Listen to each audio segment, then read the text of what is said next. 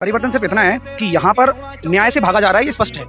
कि हर किसी को पता है कि समस्या कहाँ है, हर किसी को पता है लूपहोल्स कहाँ हैं, बट कुछ सुन नहीं रहा है। और अगर इतना ही स्टूडेंट और इतना ही युवाओं को अगर आगे बढ़ाना है, इस देश को युवाओं के हाथ में देना है, स्थिति ये है कि युवाओं को चपली बजाने वाले को कहीं सोनू निगम से मिला देते हैं और वो ठुमका लगाने वाले इंस्टाग्राम पे मिलियंस ऑफ फॉलोअर लेकर बैठे हैं। लेकिन आज जिस तरह से टीचरों की हालत की गई है ना दोस्तों, लिटरली आप इससे डिमोटिवेट मत हो ना। इससे ये पता लग गया कि इस देश में क्या सोच चल रही है कि किसी की सुननी नहीं है और बर्बरता पर आ रहे हैं लोग, व्यवस्था चल रही है। मतलब सोचो कि हम सोचे बच्चों के साथ ऐसा होता है, लेकिन आज तो हमने देख ही लिया कि क्या पूरा देश शिक्षकों को भी